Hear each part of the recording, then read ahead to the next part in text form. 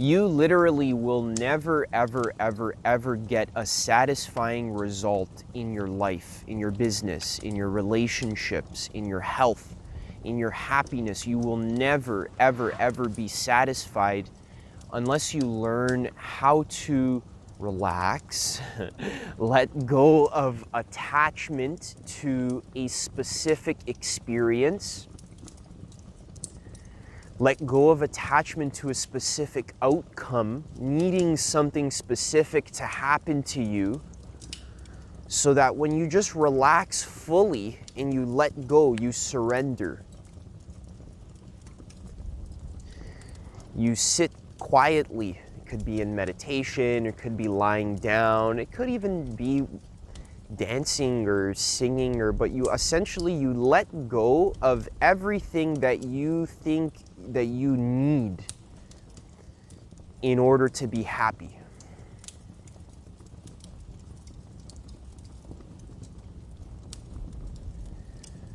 This is what we do when we meditate. We sit. I like sitting cross-legged.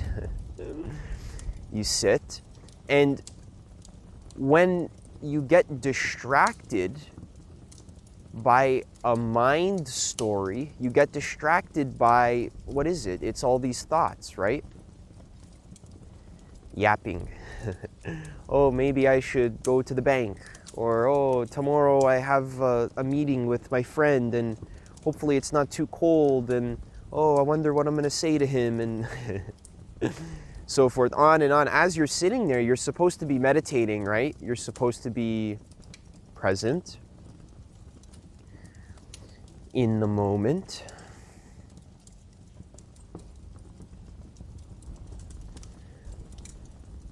On the spot. You're supposed to be present. Let's say focusing on your breath, or focusing on whatever chant that you're doing, or whatever prayer, or whatever visualization that you're doing. You're supposed to be present, right? That's why we do the meditation, to train our mind to stay present when it flies away.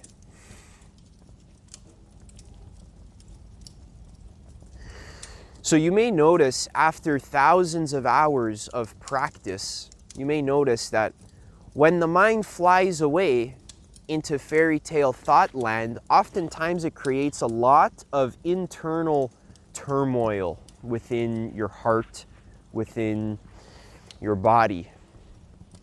Generally, there's this feeling of dukkha, or the Buddhists call dukkha, which is roughly translated to dissatisfaction. There's this general feeling of not feeling good.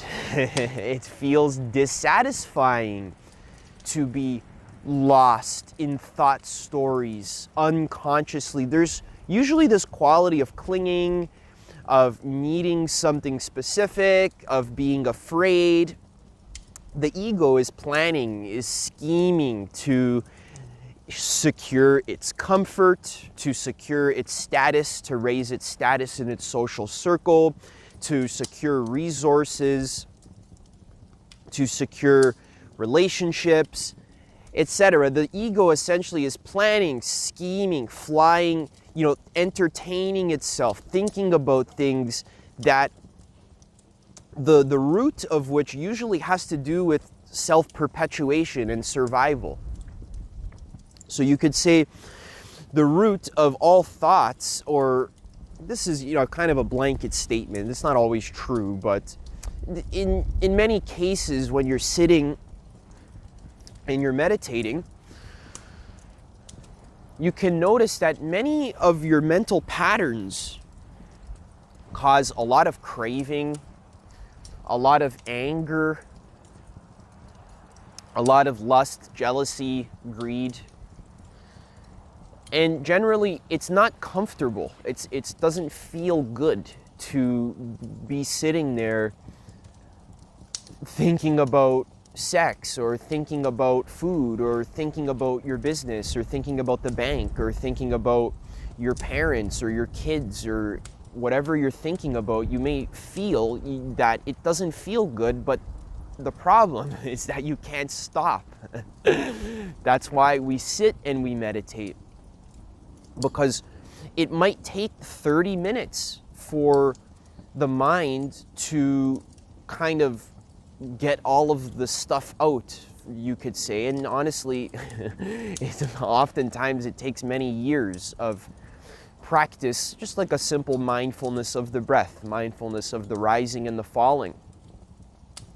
Sitting in a good quality posture, learning how to even maintain a good quality sitting posture, that might take you 3 years. And that's very important. That's not a luxury. You need to know how to sit with an erect spine, because this creates a platform where the body is aligned, the spine is erect, the legs are supported, the hands are supported, the neck, the head is supported, everything's aligned.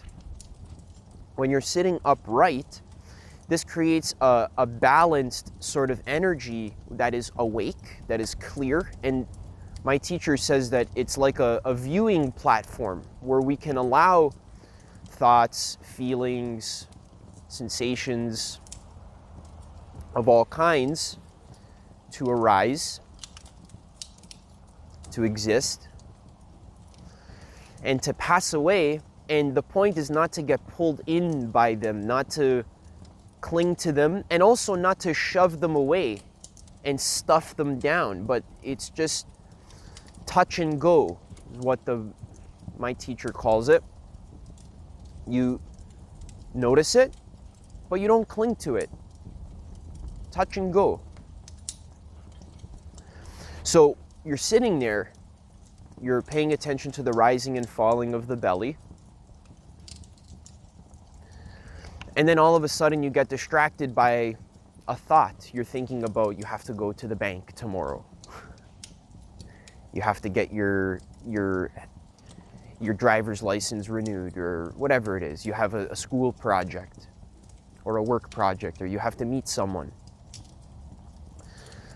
You're thinking about the weather, you're thinking about video games, you're thinking about movies or your friends, whatever you're thinking about. Then you remember, oh yeah, thinking. And this is what you label. You say to yourself, thinking.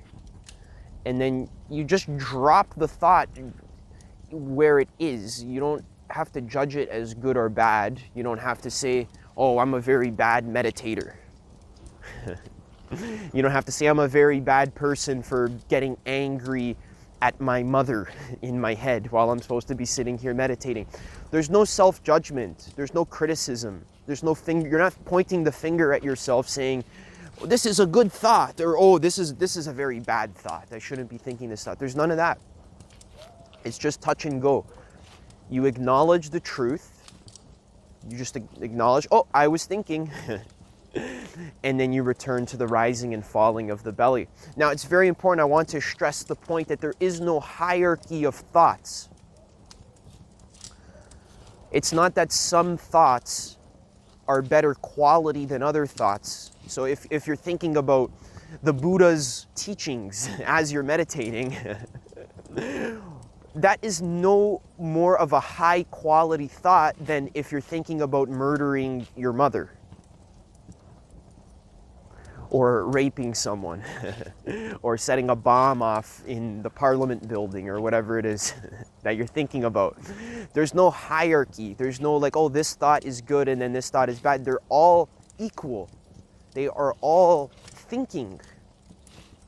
So in your mind, you can say to yourself, when you catch yourself thinking, you just say thinking. And then you return to the rising and the falling of your belly, experiencing the full sensation of the beginning of the rising, the middle of it, the end of the rising, and the full experience of the falling sensation. When you breathe in, the belly should rise, and then when you breathe out, the belly should fall. Now, you don't really need to make it happen. You don't need to force it to happen. It just kind of does it on its own, right? So you don't involve yourself too much in manipulating the breath or really manipulating anything. The only thing you should really be paying attention to is maintaining a good quality posture. So this is not easy, and something that perhaps I'll make a video about, or I'll demonstrate how to do a high quality posture, or maybe I'll link something in the description here.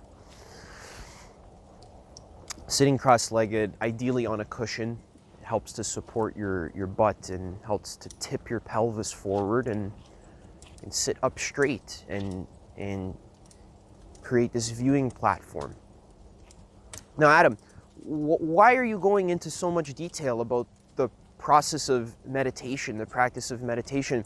What does this have to do with living in harmony with the universe, being fully fulfilled and satisfied, enjoying my life fully, expressing myself creatively in a way that supports me financially? So just like having this full life where I have the community that I want, I have interesting relationships, I hang out with people who have interesting hobbies and passions, I'm supported financially, I make more than enough money each month to pay my bills and then some, to even save and invest. I'm in the right place at the right time, I'm in my body. I enjoy being in my body. I feel awake. I feel clear. I feel proud of myself for being a good person. I feel proud of the kind of things that I do, the actions that I take, and I just feel full of energy. I feel alive. I feel connected to life. I feel clear and present. I don't feel like I'm dependent on other things to make me happy, but I feel fulfilled and happy internally. So what does, the details of the sitting posture have to do with that? It's because let's talk about Lao Tzu. So Lao Tzu was an ancient sage who began Taoism, or he was one of the main proponents of Taoism. He wrote the Tao Te Ching, I think it was like 3,000 years ago. When I think of Lao Tzu, I think of an Asian man with a long beard that goes all the way down to his feet. And the name Lao Tzu actually translates to old master. So the Tao Te Ching has actually been a very influential book in my life.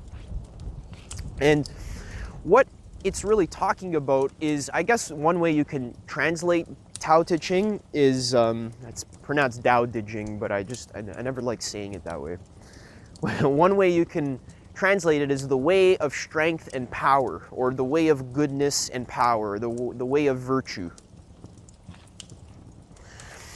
the way of truth, right? So a big theme in the Tao Te Ching is letting go of attachment to results. So that you are free to follow the flow of the moment, wherever it takes you, without expectation. Without needing the moment to go a specific way. You don't need to force the results to happen. You just actually don't need any results at all, because we're going back to internal satisfaction. So when you're sitting in your sitting posture and you're labeling thoughts, you begin thinking, and you catch yourself and you say thinking, and then you return to the rising and falling of the belly. Now, it's not enough to think about the concept of doing this. You need to actually do it. You need to practice a lot. It's not like, we're not having a philosophical discussion. This is something that needs to be applied and worked with for a long time. So when you are there and you're sitting and you're catching the thinking, and you're not judging it, but you're just returning to the immediacy of the sensation of the rising and falling of the belly. You might find if you do this for 30 minutes, after the mind maybe calms down a little bit, or after you're supposed to, the point is we're training our mind to not get sucked into the thoughts, but to just abide and remain present. When you do this, you might find that you feel really, really good. Now, don't go searching for a good feeling, but it's like almost a byproduct of being unattached to everything, unattached to any thought. Do you understand the profundity of this? Any single thought that comes up, anything, thinking about, I'm afraid of this, the business, or the money, or the relationship, or this or that, any thought is just thinking. And then you're returning to the rising and falling of the belly, or whatever you're doing, your chant or whatever it is. So think, there are no problems in the present moment. There's nothing to be afraid of. And then honestly, it's very peaceful. Just sitting there and breathing, you can experience deep peace and joy and satisfaction just by being. And whenever the mind comes up with some reason to worry, or some thought, some thing that needs to be done, or some reasoning, or some worry, like whatever you're freaking thinking about is just like thinking. So now, I'm not telling you need to abandon all of your worldly activities. I'm not saying you don't need to like go to work and take a shower and saves you some money and, you know, talk to your friends and this. I'm just saying, just for this period of 30 minutes when you're sitting, or an hour, or whatever it is, you take an hour a day to shut your door and be by yourself. It's important to remind yourself to remember the truth. What's the truth? Well, it's not a word, but one way, you know, in this case, I'm going to say that the truth is the truth that when you sit and you don't don't get lost in thought stories, your attention remains trained on the immediacy of the pure sensation of now. Just the directness of it. You're there like hitting an arrow on the target. You're right there. You're on the spot. The mind flies away for a second. Nope, you have it on a short leash. The mind's on a short leash. You can become so good at this that you can catch the mind before it even wanders. You can feel it like it's about to wander, so then you can catch it quickly.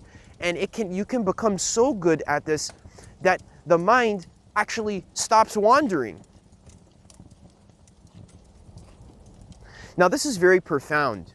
This is very, very, very, very, very, very, very, very, very, very, very, very, very, very, very, very profound. Very profound. Because it's not something you can really appreciate in theory. You have to really grasp, but I'll give you a thought experiment. Or it's actually a non-thought experiment. When the mind stops wandering, there's no thoughts. So this is rare, okay? This, you know, you'll have glimpses of this. This isn't the goal. You're not trying to like run after this state of non-thought, because the process of running after it is a thought that is causing it. So you can't run after it. You just got to kind of do the practice that I described.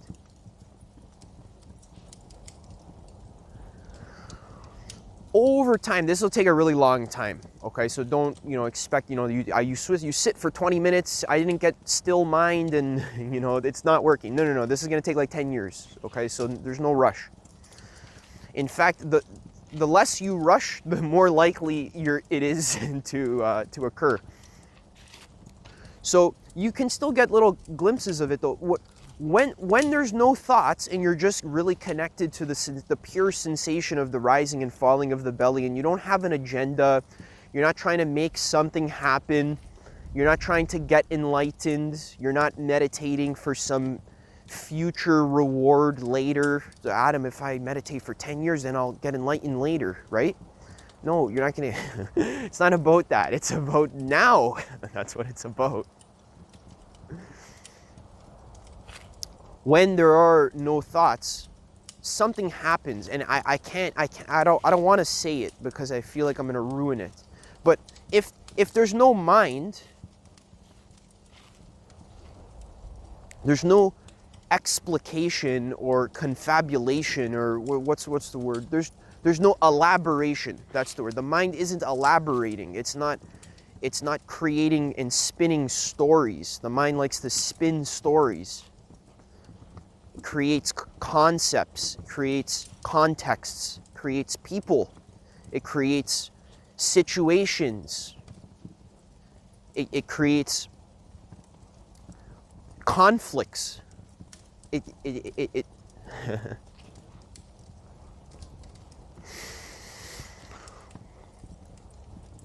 when the mind is not yapping,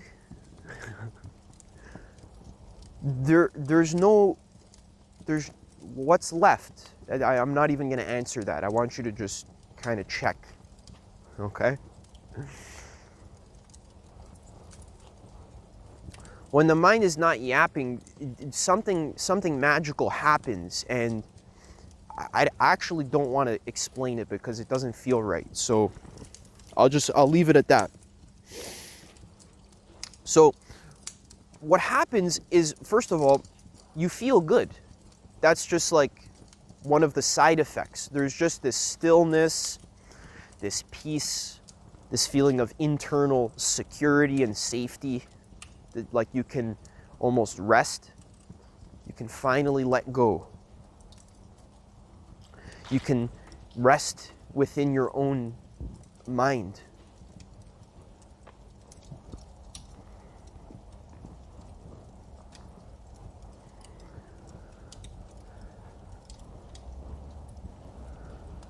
When you practice this, you practice not getting sucked into thought stories. Now you're less likely to be attached to outcomes. You're less likely to be needy. When you're needy, you force things to happen. When you force things to happen, you're essentially being aggressive with yourself. And there's subtle ways that we're aggressive with ourselves. It can be so subtle, like, for example, a girl like that I know, she always holds in her stomach to appear that she has a flat stomach. So it's just like an unconscious thing. You don't want your stomach to look like Santa Claus, right? You don't want to have a full stomach. You, as a girl especially, you want to have a flat stomach, right? So you develop this tendency to hold your stomach in so that you don't look fat. So even something as simple and as minute as that is actually a manifestation of aggression, forcefulness, that's coming out of desire. The desire to appear skinny, or which is coming from the desire to be liked and to be loved, to be desired.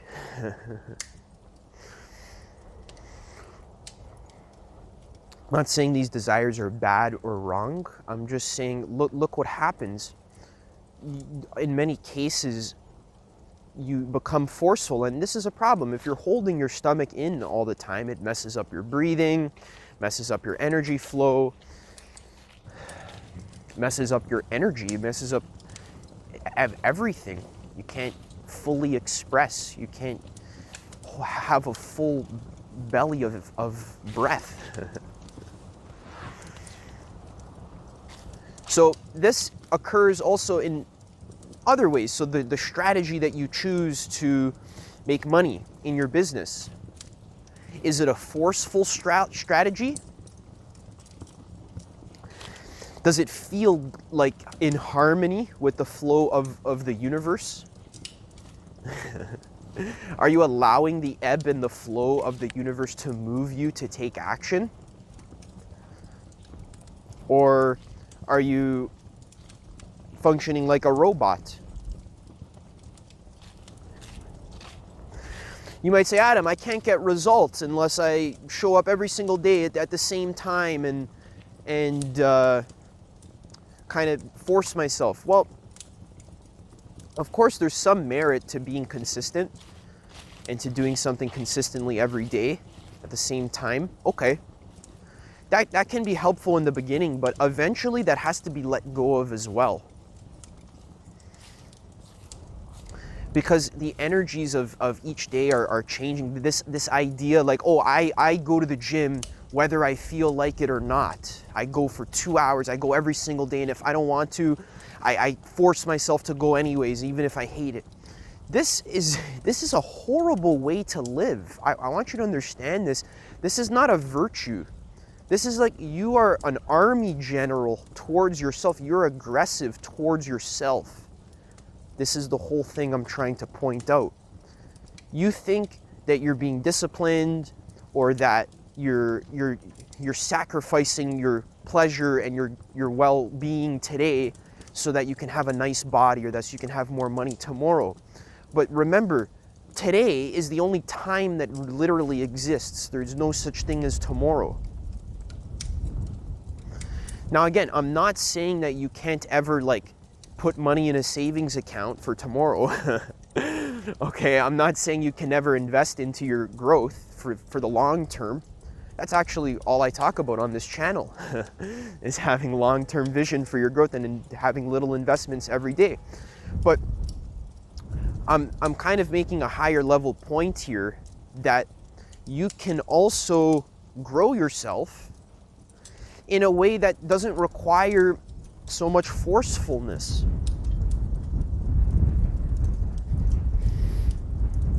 In fact, what I'm saying is that you can actually succeed in your business, in your dating life, in your health.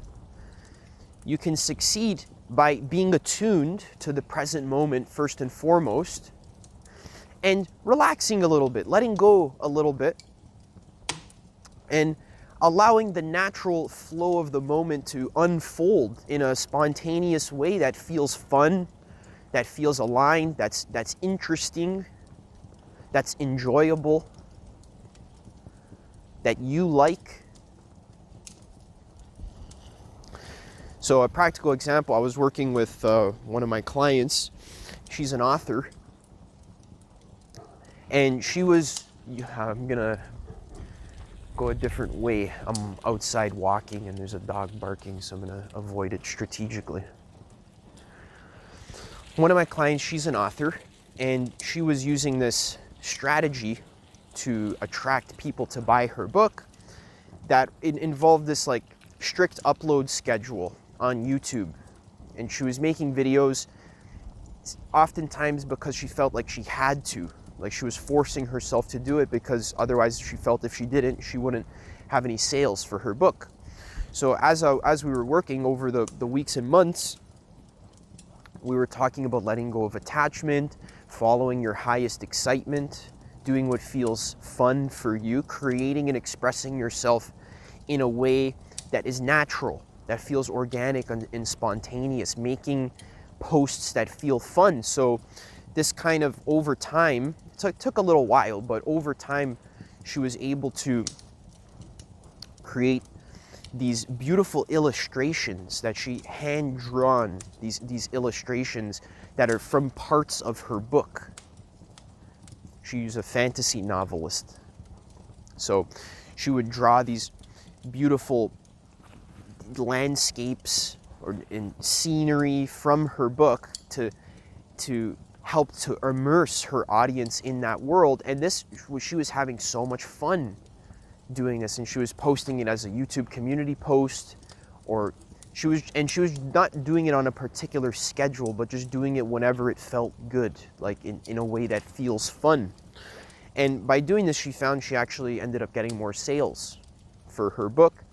And it came by being less in the mind about the whole thing, being strategic like an army general, planning and strategizing. Okay, I have to go to the gym 5 days a week, or I have to upload 5 days a week at this time, and if I miss it, then my whole thing is gonna collapse. That's exactly what I'm talking about in this video, is that when you don't have as much attachment to getting a particular outcome, you can let go, you can surrender, and then you can trust that the outcome that you do get is going to be aligned with what your soul wants. So here's the thing. Let's say you even do get clients by using this very forceful strategy. Let's say like an outreach strategy where you force yourself every day to reach out to 30 people and pitch them your project. Let's say you have marketing services. So every day you have to direct outreach to 30 people to pitch them your marketing services. You don't want to do it. You actually hate doing it. It's like, it doesn't feel good. It feels like a weight, like forced. But you do it anyways because some business professional that you look up to told you that you're being a pussy unless you direct outreach to 30 people, and that's the only way to get clients. See, the problem is that even if your strategy succeeds, let's say it works, and Mr. Business Professional that you're looking up to was actually right, and you do get a lot of clients, and let's say you even end up making a lot more money, and let's say you're making 50 grand a month or whatever with this direct outreach strategy. Of course, you hate doing it. It drains your energy when you're doing it, but you're still getting clients, so you keep doing it. You keep doing it, you keep doing it, and even you might be making a lot of money, but the problem is a lot of the clients that you attract through using a strategy that's not aligned with you and your heart is that the clients will cause you problems. You won't enjoy working with them. You'll have to do work that you don't like. So ultimately, the end result is when you take a path that you don't like, you get a result that you don't like, and then you won't like your life. And you might say, well, Adam, if I was making 50K a month, of course I would like my life. And the answer is actually no. And many people fail to distinguish between different kinds of money. This is a concept that I think I invented. I don't know. This is not, I didn't invent this. In Islam, there's a concept of halal versus haram. So halal means permissible, which means it's good. So some actions are halal, like giving your mom a kiss on the cheek or praying to God, praying to Allah. That's halal, that's a good thing. But haram means bad. It's not permissible. It's not allowed. So like doing drugs, or like slaughtering an animal in a unconscious way, in a brutal sort of way, clubbing it to death. That's haram. That's not allowed. So Islam is making this distinction between good quality energy and bad quality energy. So this is exactly what I'm talking about money. There's good quality money and there's bad quality money. So you might say, well, Adam, if I won, if I was making $1 million a month, of course, I would be satisfied and I would have everything I want. But the question is whether the money you're making is halal or is it haram? Are you making the money through a forceful sort of way? Are you doing something that doesn't feel good for you? And it brings you out of alignment with your soul and your heart.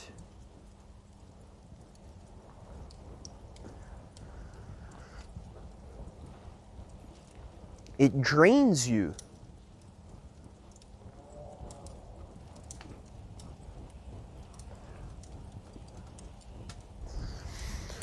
You might say, well, Adam, I can rejuvenate myself by taking baths in my $50 bills, right? I could just kind of pour money on the problem, but it doesn't work like that. When you make money in a haram sort of way, the money never stays because your soul isn't fulfilled. So a good example is like drug dealers. A lot of drug dealers, if you make a fortune by selling drugs, oftentimes the money never stays. Or like a scammer, for example, someone who makes their money by scamming. You might think, well, they made $10 million, so it doesn't matter how they got the money. because money's money, right? There's no difference. If I had $10 million, I could do whatever I want. The answer is actually not really. You'll find people who make money in a haram sort of way, they end up wasting it. Because the energy is associated with guilt in their subconscious mind. They know that they did something wrong subconsciously in order to get this money by selling drugs or selling weapons or whatever it is. So when you make haram money, you then have this pit in your heart. You have a pit in your soul, a deep, dark pit that doesn't feel good because it's not aligned. You're not aligned with your soul, which is the source of happiness. Remember, guys, money is not the source of happiness. Alignment with the truth is wisdom, knowledge of being.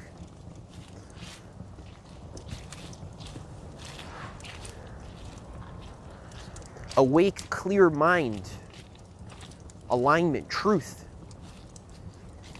goodness and beauty. The present moment itself is the source of happiness. The fact that being exists and the knowledge of that's the source of happiness. So what happens with the drug dealers is they'll spend money on trying to buy a Rolls Royce car, or they'll get diamond chains and all of this stuff in attempting to fill the pit within their heart with some sort of object. And then oftentimes what happens is the money gets wasted, basically. Buying a giant house, or the house breaks, or whatever it is. There's just subconsciously the money always gets wasted. So this is what I'm trying to say with your business as well. Now, I know it's not easy, but in general, you need to really think about, the money am I making? I know not everyone has a business, but it's the same with a job. The same kind of applies. Now, I know there's certain survival needs that you need to meet, but you need to be really careful that you're not meeting your survival needs by stealing from people, or by scamming people, or by selling drugs or weapons. This is something you may want to transition careers if you're involved in this. But even on a higher level, if you're making money in a haram sort of way that feels horrible, it's not going to stay. It's not going to last. It's not going to fulfill you. It's not going to help you. Okay? The same is true for relationships. If you're dating, and your dating strategy involves manipulating the girl's psychology using specific pickup lines or specific texting strategies or whatever you're doing, or getting her drunk so that you can have sex with her, it's haram. It's not considerate of the greater whole. It's not aligned. It's not rooted in compassion and love and understanding. So the sex never fulfills you. Creates bad karma, and you end up attracting relationship partners that actually take advantage of you because you are taking advantage of them.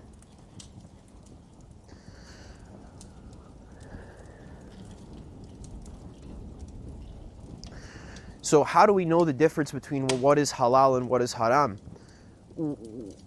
Actually, it's not about reading a book. So it's not about reading the Quran. Although the Quran, for example, has an outline, there's the list of actions that are halal, a list of actions that are haram.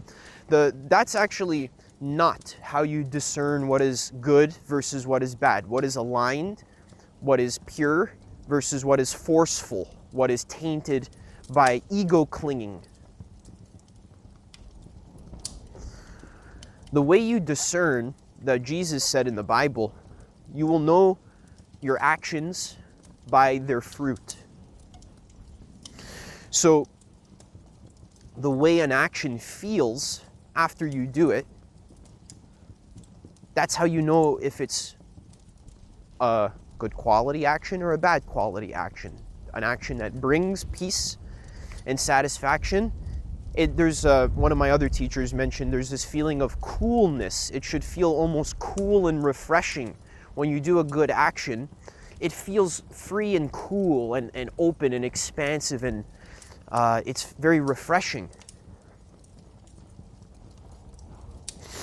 A bad quality action feels hot, it feels stuck, it feels tense. Yeah, and it feels yucky. So the way you discern good and bad actually is through awareness practice, through meditation. It's not through reading a book. It's not through following specific laws or rules. You only need a rule or a law if you're unconscious. Because conscious humans, wise masters, they are present in the moment. They're connected to the immediacy of now.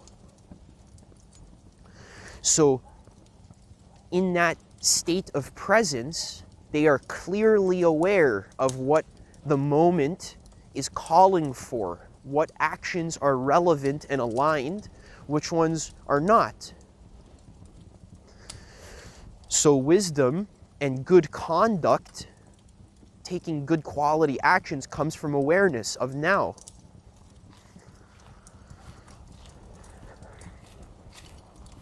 So this is why you would practice meditation, for example. Right?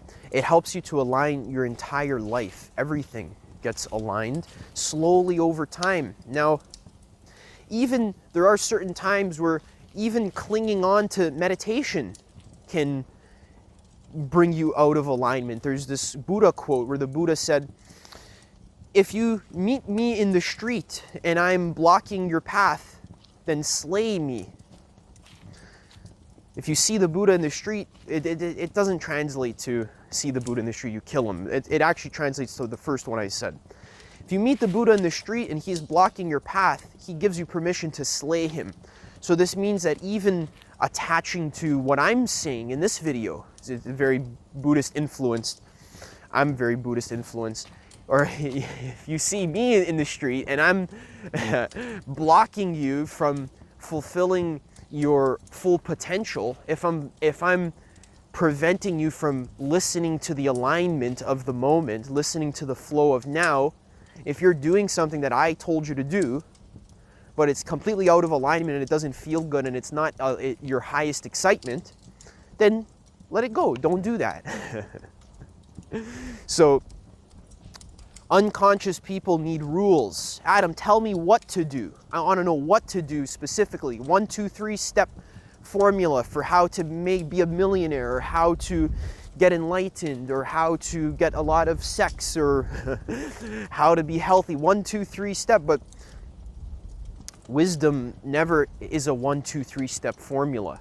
It's not something that can be put into a book.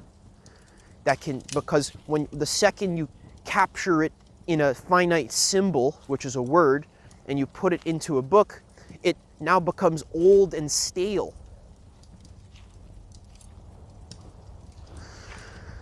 The words written in books 3,000 years ago, they're awesome.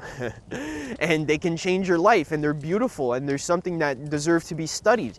But that they're not relevant to every single now moment. The whole point of the words is to point you to realizing to eventually let go of the words, to ground in the now, to not allow the mind to cause you to fly away into stories and concepts, but to just be fully there. That's what it means to be a Buddha. That's what it means to be satisfied and fulfilled in your life in all ways. All right. So I hope you like this kind of video. I was just walking around and I'm freezing, so I'm gonna head inside.